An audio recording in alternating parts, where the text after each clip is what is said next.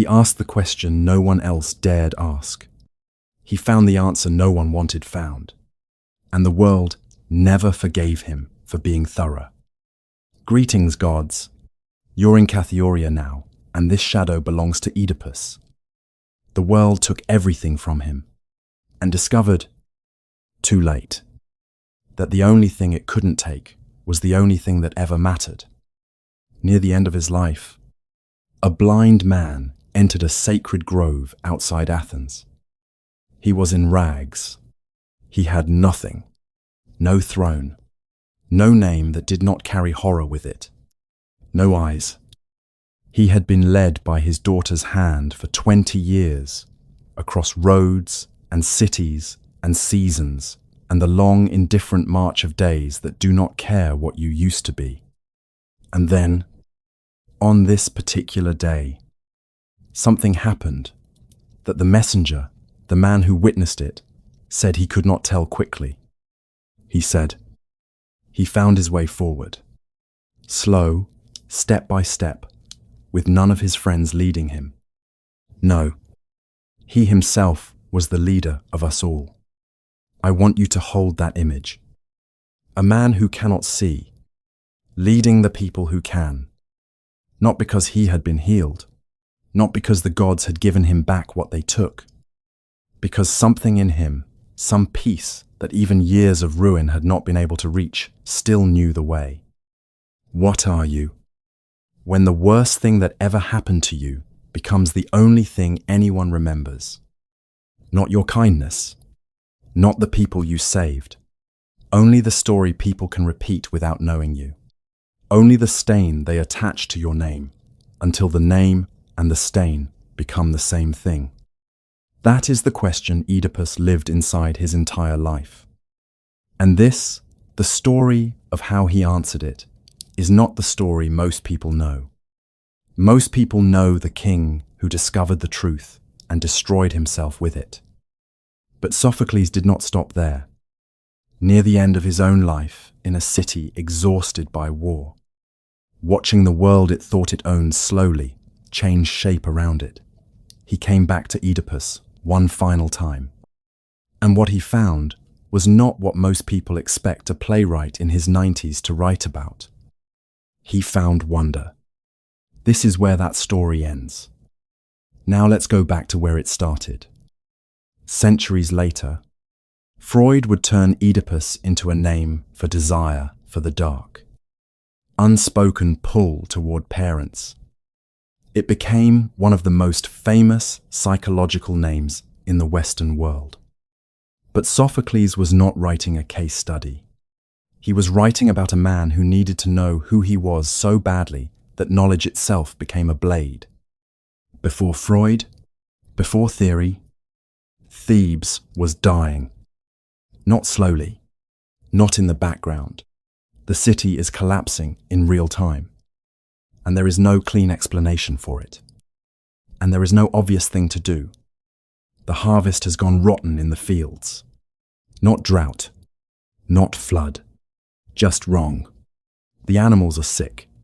Women go into labor and nothing comes out alive. And the plague, a God-sent thing, unnamed and faceless, has been moving through the houses for weeks, taking people in a sequence that feels almost deliberate, as if the city has offended something and is being reminded of it. Slowly, room by room, the people of Thebes have gathered at the palace gates, not to riot, not to accuse anyone, to pray. They are holding olive branches, the symbol of those who have no options left, who have exhausted every strategy a person can employ alone and are now asking something larger than themselves to intervene. They have come to ask their king for something. They don't even know exactly what to ask for. They just know he is the kind of man who, when everyone else runs out of ideas, sometimes has one.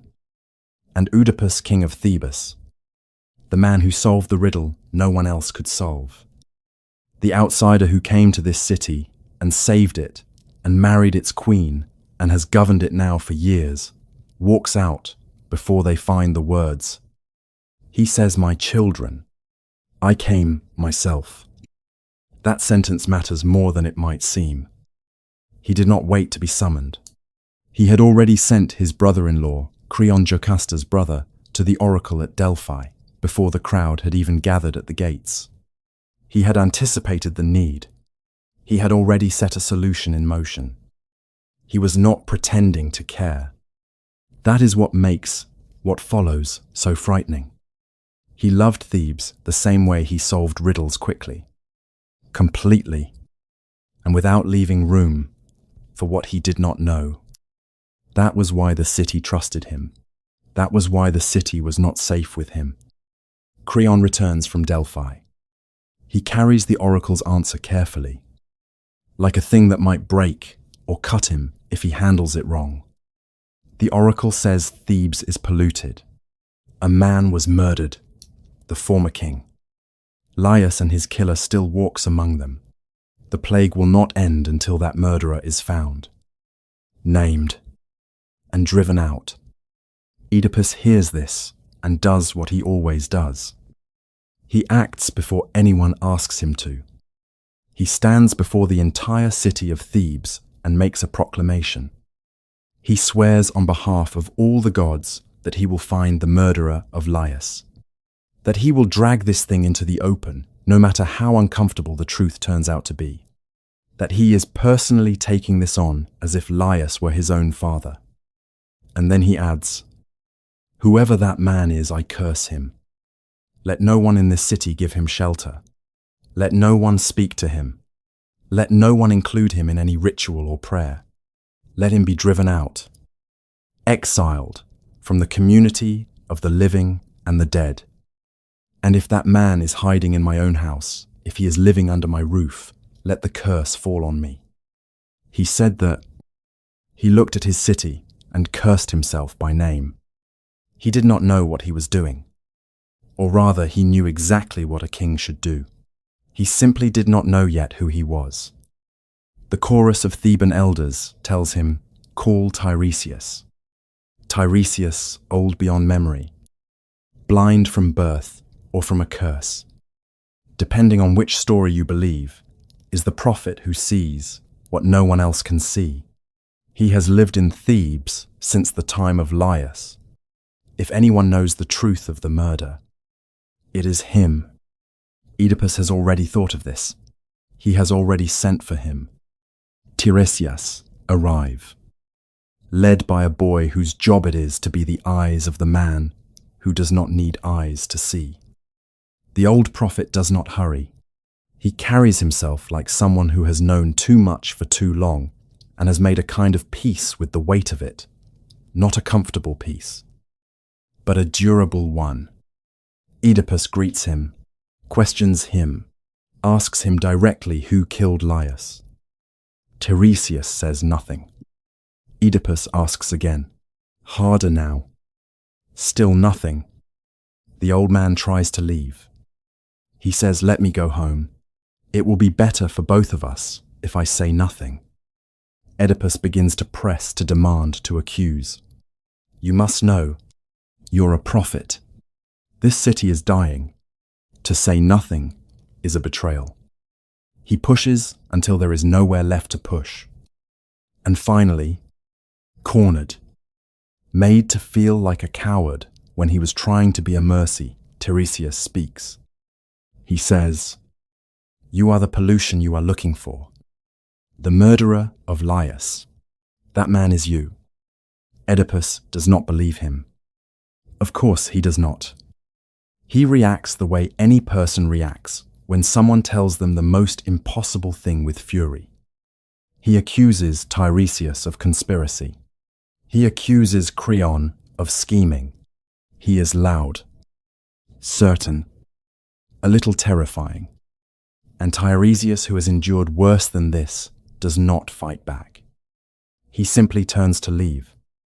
And at the door, in the flat tone of someone who has given up on the idea that the other person will hear them, he says something that lands like a stone.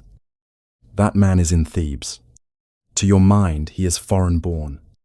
But It will soon be shown that he is a Theban, a blind man who has his eyes now, a penniless man who is rich now, and he will go tapping the strange earth with his staff.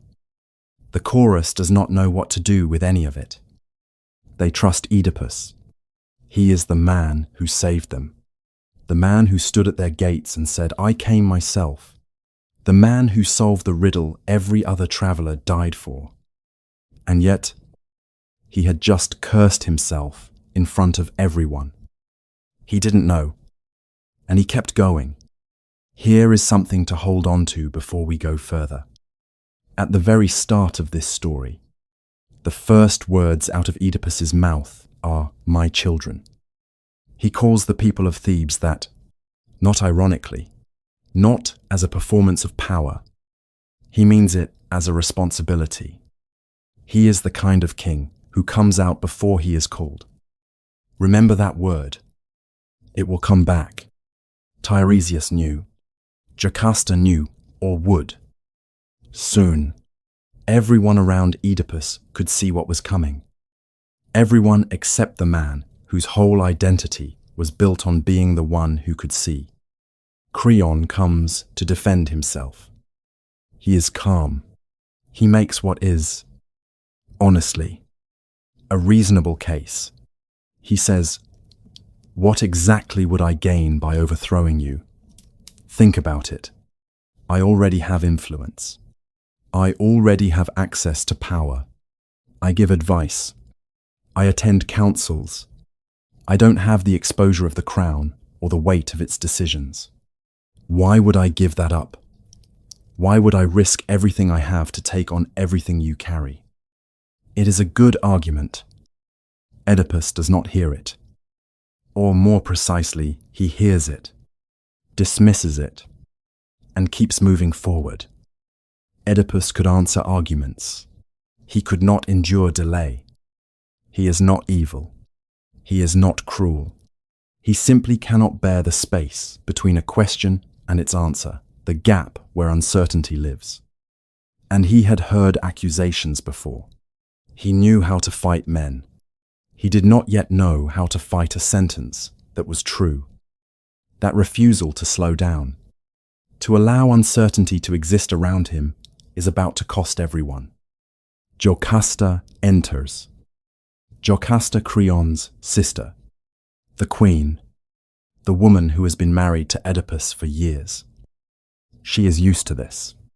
She steps between the two men like someone who has spent decades managing the specific kind of damage that an extremely capable person does when they are certain they are right. She calms them. She sends Creon away. And then she turns to her husband. What is this about? Oedipus tells her. The prophet, the accusation, the impossible claim that he himself is the murderer he is trying to find. Jocasta waves her hand. She says, "Don't worry about prophets. They are not reliable. I can prove it." And she tells him a story. Years ago, before Oedipus came to Thebes, before any of this, there was an oracle given to her first husband, King Laius. The oracle said his son would kill him. So they made sure there would be no son. Or rather, there was a son. But they had him exposed, taken to the mountain Citharon. His ankles bound with pins, left to die on the cold rock. And Laius, he was killed at a place where 3 roads met. By strangers, a group of travelers, not by any son. She was trying to bury prophecy. She had just uncovered the road. So much for oracles. She says, "Here is what Oedipus does not yet understand." Jocasta is not telling a different story. She is telling his. 3 roads. Oedipus goes quiet. It is the first time in this entire play that he does not immediately respond. 3 roads met there, and for the first time, Oedipus stopped speaking. He asks her where. He asks how many men were with the king. He asks, what did Laius look like? And the more she answers, the quieter he becomes, the more each detail falls into place, the more a shape he does not want to see begins to take form in the room between them. Because once, years ago, on a road between Delphi and the northern part of the country, Oedipus had come to a crossroads. An old man, riding in a chariot with attendants. One of the attendants tried to push Oedipus aside, tried to force him off the road, the way servants sometimes do when they believe the man they serve is more important than anyone they might encounter. Oedipus, young then, and constitutionally unable to be pushed aside by anyone, hit him. The old man in the chariot struck at Oedipus with a staff. And Oedipus, furious certain of his right to the road, to dignity, to existence, attacked back. He killed them, all of them, or almost all. There was one man who ran. The room did not change. Only Oedipus did.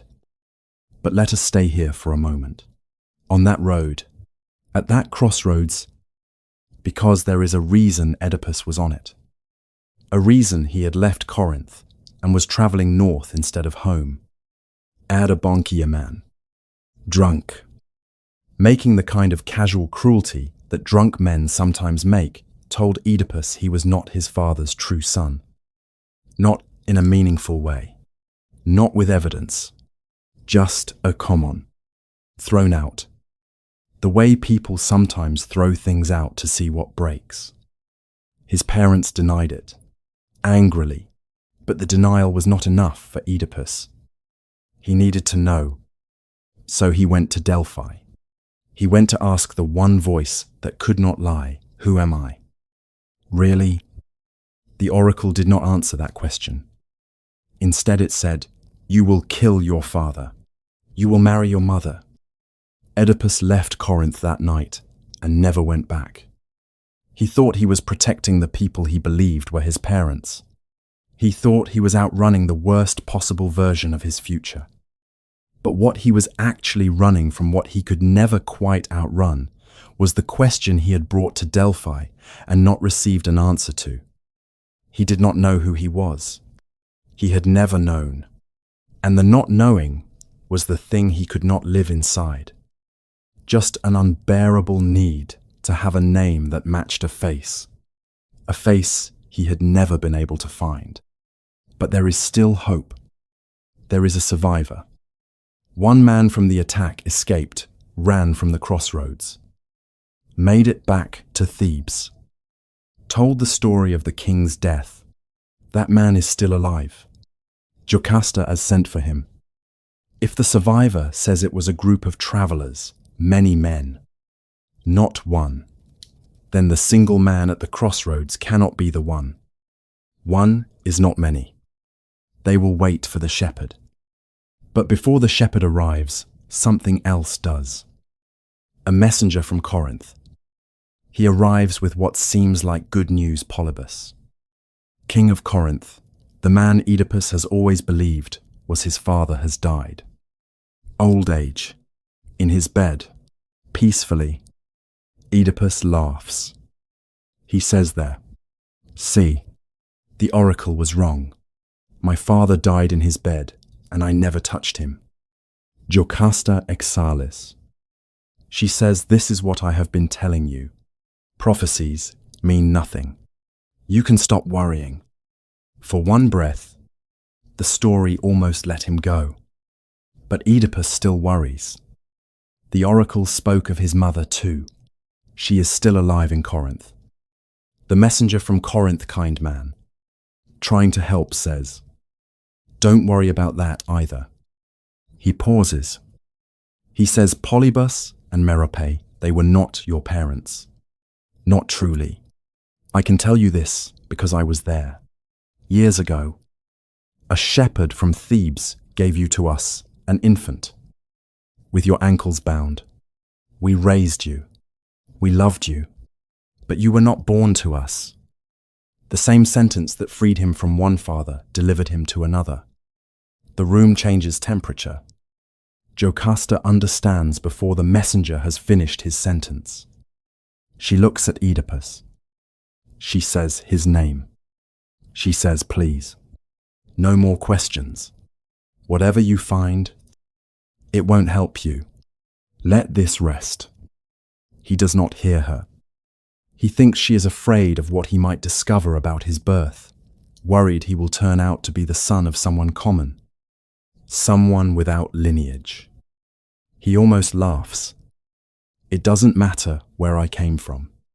He says, I need to know the truth. And Jocasta, who has just understood, fully and completely, the entire shape of what is about to be revealed, says nothing more. She was begging him. He heard her. He kept going. There was one person in that room who already knew what the messenger's words meant. And she didn't say anything. She left. She leaves the stage. And the play becomes colder without her. Sophocles does not follow Jocasta into the palace. He does not give her a final speech. He does not let us hear what she is thinking as she walks through those rooms, through the corridors she has moved through for years. Past the furniture and the light and the ordinary objects of a life that has just revealed itself to be something entirely other than what it appeared. He only lets us see the door close. Oedipus does not seem to register what has just left. He is still moving forward, still pressing. He tells the chorus, whatever comes. I want to know it, even if it turns out to be humbling, even if it makes me smaller than I believed I was, even if it costs me everything I still have. I need to know who I am. He says it like it is an argument, like knowing is something he is owed. The chorus, which has watched this whole scene unfold and understands far better than Oedipus what is coming, says almost nothing. There is nothing useful left to say. The room did not understand what had just left it. The old shepherd is brought in. He is the man who was with Laius on the road, the day the king was killed, the one survivor, the one who ran. He made it back to Thebes. He told the story travelers. A group of them attacked the king. He has been living with that story ever since. He is also, it turns out, by the terrible geometry of this particular family's tragedy, the same man who was given a royal infant on the cold slopes of Mount Cithaeron 30 years ago and could not bring himself to carry out the order. He was told to let the child die. He gave it away instead. He has been living with that too. He does not want to speak. When Oedipus begins questioning him, pressing him on what he knows about the baby, about the night on the mountain, about the transfer to the man from Corinth, the shepherd flinches. He looks at the ground. He says, please, don't ask me this. The messenger from Corinth, who has come in good faith, who does not yet fully understand what he is a part of, tries to help, tries to remind the old shepherd, says you remember, the baby, the ankles. The shepherd tells him to be quiet. Old man, please, for the love of God. Oedipus threatens him, and the shepherd in the tired voice of a man who has kept a secret for 30 years, who knew this moment would come and has been carrying the dread of it through every year of the interval between gives in. Not because the threat breaks him, because there is nothing left to protect. The child came from the house of Laius. He says, Oedipus, who gave the child to you, Jocasta herself. Oedipus, why? Because it was feared the child would kill its father. 3 sentences. That was all it took. 3 sentences to end an investigation. 3 sentences to close a 30-year-old parenthesis that had contained an entire life inside it. 3 sentences that the old shepherd had been carrying like a stone he couldn't put down. Since the night on the mountain, when he decided to be merciful and set this all in motion. Oedipus cries out. He says, "Everything is revealed. Light, let me look at you one last time." And then he runs. Here is the thing about Jocasta that Sophocles allows us to see, but only sideways. Only through the shape of what she does not say. She solved the riddle before Oedipus did. When the Corinthian mentioned the infant with the bound ankles, the infant given to him by a shepherd from Thebes, she had already assembled it. She was already at the end of the argument, looking at the full, terrible shape of it, while Oedipus was still back at the beginning, still relieved, still thinking he had found one more reason to not be afraid. She knew, while he was still rejoicing. But the tragedy was not only that she knew, it was that knowing still could not stop him. And she had tried methodically, carefully, without showing him what she knew, to stop him from getting to the same place. Not once, 3 times. She told him to stop investigating the murder. She told him to disregard prophets. She reminded him that the survivor's account was already settled. There was nothing more to find. And when the Corinthian arrived and the conversation began to move in the one direction, when she could not afford it to move, she looked at Oedipus across that room and said his name in a specific way. The way you say a name when you are trying to reach someone who has stopped being reachable. He did not hear any of it. Her silence did not save him. His need to know had already become stronger than anyone's love. Maybe it was shame. Maybe it was horror at the shape of what her life had been, without her knowing it. The years of mornings, the ordinary details, the texture of a life that had seemed solid and was made of something else entirely. There is another way to read her. Exit the silence of someone who has fully understood what is about to happen to someone she loves, and knows there is nothing left she can do to prevent it. She used everything available to her. And after that, Sophocles does not let us follow her any further. He gives us the door, the silence, and the terrible fact of what Oedipus finds behind it. Here is what the play holds together without resolving. Jocasta chose to stop knowing. Oedipus could not. Both of them were destroyed by the same truth. Neither choice saved anything. There is no version of this story where the oracle fails to be fulfilled, where human intelligence, or love, or determination is enough to break the shape of what is coming. The question Sophocles is asking is not, could it have gone differently? The question is, what does a person do with a truth they cannot make smaller? One of them disappeared from the knowledge. One of them walked into it. Sophocles does not tell us which was wiser. He only shows us that neither path saved them. She chose to stop knowing. He could not. The shepherd finally spoke, and in the time it took him to say 3 sentences, Oedipus went from king to criminal in a world that had not changed at all. He runs into the palace. The chorus stands outside. They have been the audience to everything. They have stood in the square of Thebes and watched their king move methodically and brilliantly, unstoppably toward the worst thing imaginable. They tried, in their way, to slow him down. They expressed doubt. They urged caution. They asked questions at the edges of his certainty. It changed nothing. Because the momentum of Oedipus, the particular force of a mind that cannot tolerate uncertainty, does not slow for doubt. It gathers doubt into itself and keeps moving. It uses resistance as fuel. And now he is inside. The doors have closed, and the chorus stands in the open square with nothing to do but wait. They speak while they wait. They speak about fortune, about how it rises and then doesn't stop rising until the only direction left is down. They speak about the Sphinx and the man who answered her riddle while others died for it. They speak about the gap between greatness and the knowledge of what that greatness costs. This is the man who saved them from the Sphinx.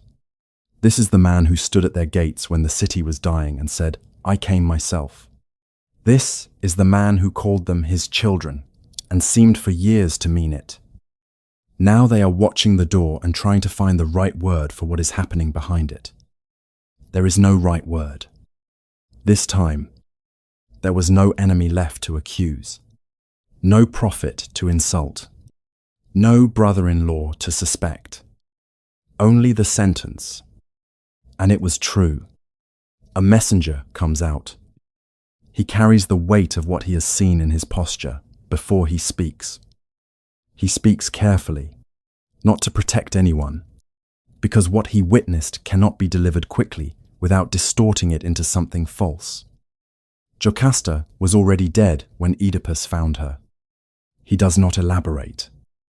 The messenger tells us enough to understand. Oedipus found the pins from Jocasta's gown, and when he came out again, the man who had spent his life seeing too late could no longer see at all. The eyes were not where the seeing happened anymore. He did not blind himself because he could not bear the truth. He did it because the truth had already seen him. For the first time, there was no one left to accuse. No prophet, no brother-in-law, no stranger at a crossroads. Only himself, standing in full light. The palace doors open, and what the chorus sees, what Thebes sees, is their king. Not the solver of riddles, not the man who came out before he was called. A man with nothing left between himself and the open air. There was blood, but the play does not ask us to stare at it. It asks us to stay, to be here with this, to not turn away yet.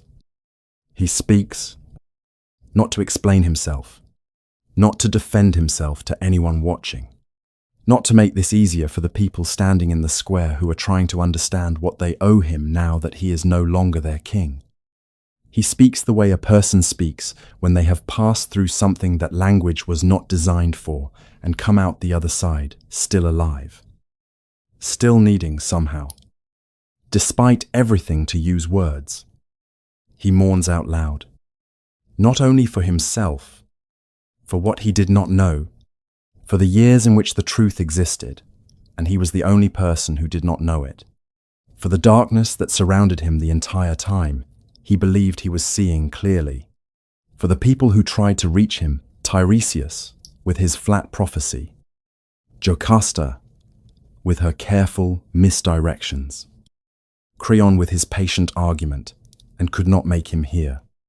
For Jocasta, he does not say her name out loud. He does not need to. Everything he says is already about her. Creon comes. He is, by the logic of everything that has happened, the king of Thebes now. He is not cruel about this. He is not triumphant.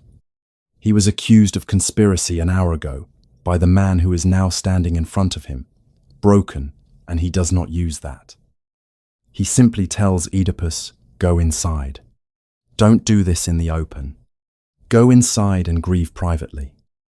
And Oedipus, who has never in his life waited to be summoned, who came out before the crowd had finished gathering, who moved through his entire story at the speed of a man who could not stand to not know, asks for something, not a declaration, not a command.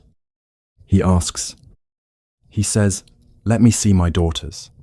One more time. Let me touch them." Creon brings them in. Antigone and Ismene. They are young. They are terrified. They are standing at the edge of a future that has just become something they could not have imagined yesterday, that will take the rest of their lives to carry. Oedipus reaches out. He finds them. He says, "For you, I weep because I cannot see you now." Not because of what he has lost, because of what they will carry forward, because of what inheriting his story will cost them in ways he cannot fully see, but can already feel the shape of. At the beginning of this story, Oedipus called the people of Thebes his children. He said it to an entire crowd. It was the language of a king, a word that carried responsibility without being personal, that conferred care without needing connection. At the end, blind, finished. Standing in the ruin of everything he built, the word comes back. And this time, it is not language. It is touch. It is two girls standing close enough for a blind man to know they are still there. It is the only form of certainty he has left.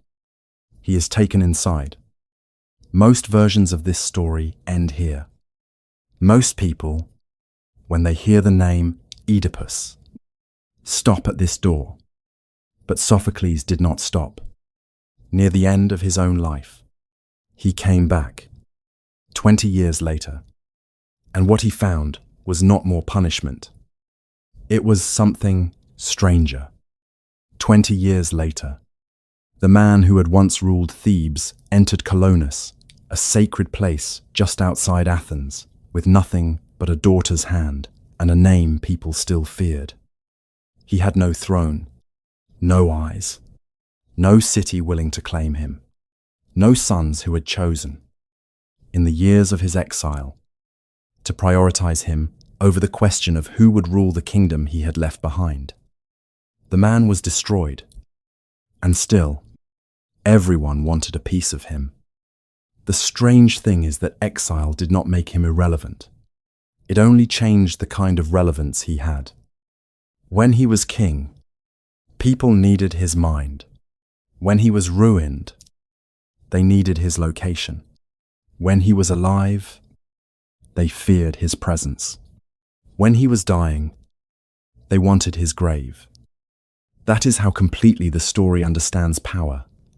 Sometimes a man becomes most valuable to others after he has lost everything that once made him recognizable.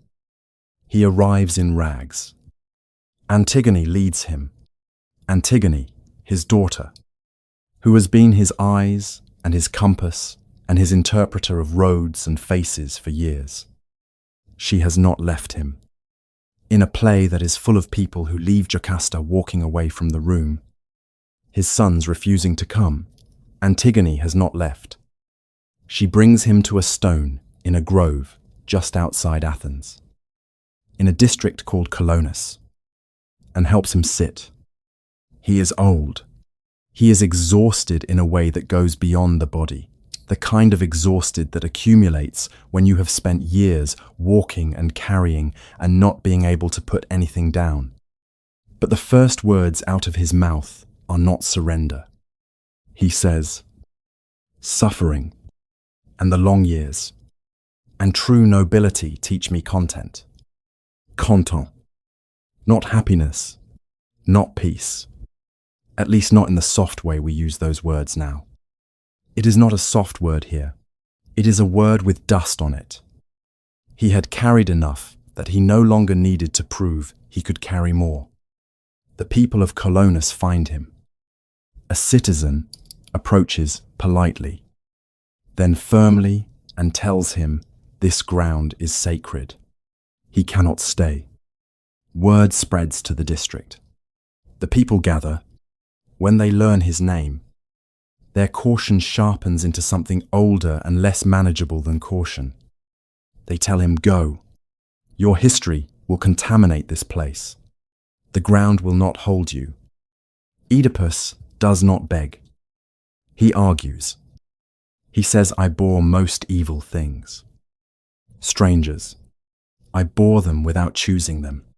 Let the gods bear witness to this. None of these things was chosen by myself."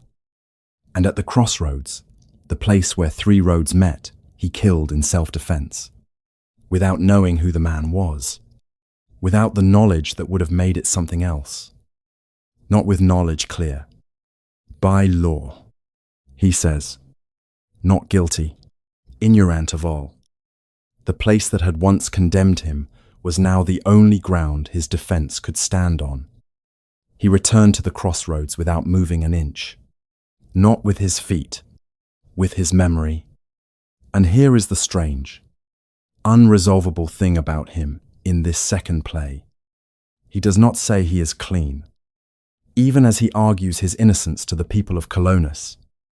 When Theseus, king of Athens, arrives and reaches out to help him, Oedipus pulls back. "Don't touch me," he says. "I carry something. I will contaminate you if you are not careful." He holds both truths at the same time. Innocent before intention, unclean before consequence. He does not try to make these two things fit together into something comfortable. He has learned through years of carrying them that they do not fit, and he has learned to live inside the space between them. No one in Colonus meets a healed man. They meet a man who has stopped begging reality to be simpler than it is. He could not undo the truth. He could not clean it, but he could refuse to lie about it. Theseus is not afraid of Oedipus. Not because he doesn't know the history he does. His reaction is not ignorance. It is a different kind of knowing. He says, "I too am a man. I know I have no more power over tomorrow than you." Even Theseus is not outside the logic of cities. He knows Oedipus will matter to Athens. But unlike Creon, he does not try to own him before he protects him. Theseus did not need Oedipus to be innocent before he extended him protection. He also did not pretend that Oedipus was only a victim. That is why his mercy feels different from pity. Thebes had not finished paying for Oedipus. His sons had turned inheritance into war. The city that once needed his intelligence now needed his absence, then his burial, then his blessing. That is how completely the family had become political. Even a blind old man's grave could change the outcome of a city's future. Then comes Creon, Jocasta's brother. Ruling Thebes now arrives at Colonus, not to reconcile. He arrives because the oracle has spoken again. The coming war between Oedipus's two sons, Eteocles and Polynices, who split the kingdom and then couldn't make the arrangement hold, will be decided. The oracle says, "By whoever holds the favor of Oedipus, alive or dead." The man's presence is a weapon. His burial place is a strategic asset. His blessing, or his body, is a military advantage. Creon does not want the man. He wants what the man's death will make possible. Oedipus understands this immediately. He refuses. He argues. He refuses Creon's appeals. He does not flinch when Creon tries to take his daughters by force to compel his compliance. Theseus intervenes. Even ruined, Oedipus was still useful. That may be the cruelest thing the story understands. Then comes Polynices. Polynices, Oedipus's son, the elder of the two, now raising an army outside the gates of Thebes. He comes weeping. He says he is sorry. He says he neglected his father during the exile. He asks for Oedipus's blessing for the coming war. Oedipus listens. He listens to the whole speech. Polynices may even mean some of what he says. That is the worst part. Use does not always arrive without tears. Sometimes the person using you is also sorry. Sometimes they are sorry and still asking for the weapon. And this is where the play refuses to make him beautiful. A softer man might have forgiven. A healed man might have blessed his son and let the future sort itself out. Oedipus does neither. He curses both of his sons. He says, "You and your brother will die by each other's hands. That is what you will have from me." Polynices did not come to be a son. He came because, even at the edge of death, his father still had power someone else could spend. Antigone is heartbroken. She watches her brother leave. She knows what the curse means. She will spend the rest of her life trying to prevent it and failing. But she stays with her father. That is who she is. He is not gentle, not even now, not even here. At the end of everything. This is not saint. This is Oedipus, who loves his daughters and curses his sons and is telling the truth about all of it. All his life. People came to him for something. Thebes wanted his mind. Creon wanted his usefulness. Polynices wanted his power. The city of Colonus wanted his grave. His daughters wanted his hand. Almost no one wanted the man. In that house that cursed, extraordinary family inheritance had become its own disaster. The sons inherited the throne. The daughters inherited the burden. The sons who should have carried his name came to take his power. The daughters who inherited his shame carried his body. He did not deny the stain. He did not ask them to pretend it was gone. He only refused to let the stain be the whole man. And then the thunder came. The thunder comes from Zeus. Not a storm, a signal. Oedipus knows what it means. Apollo had told him long ago that there would be a place, a sacred place, belonging to certain ancient goddesses. And when Oedipus reached that place, his life would end there. He is already in it. The grove around him is dedicated to the Furies, the goddesses who pursue those who violate blood, the avenging powers of the ancient world. Of all the places Oedipus could have found to rest, he has found his in the home of the forces that should have been pursuing him. They are not pursuing him. They are waiting. His daughters hold on to him, Antigone and Ismene, feeling the thunder move through the ground under their feet. He puts his hands on them. He says, "My children, on this day, your father is no more. Everything has come to an end for me. No longer shall the wearisome task of caring for me be yours. It was hard. Children, I know, but a single word will put an end to the burden. For no man could love you more than this man, without whom you will now spend the rest of your lives." He turns to Theseus. He tells his daughters leave. He says, "It is not permitted that you see what may not be seen." Only Theseus stays. The messenger, the man who watches and then has to find words for what he saw, will tell the chorus what happened next. He says he cannot tell it quickly. He says too much was done and said, and then he found his way forward, slow, step by step, with none of his friends leading him. No, he himself was the leader of us all. Once, he walked away from Corinth because he did not know who he was. Once, he killed a stranger at a crossroads because he did not know where he stood. Once, he tore out his sight because seeing had come too late. Now he was blind, and he knew exactly where to go. The messenger reports what came next with the careful precision of someone trying to do justice to something that resists being put into words. Oedipus called his daughters to bring water. They bathed him. They dressed him in clean cloth.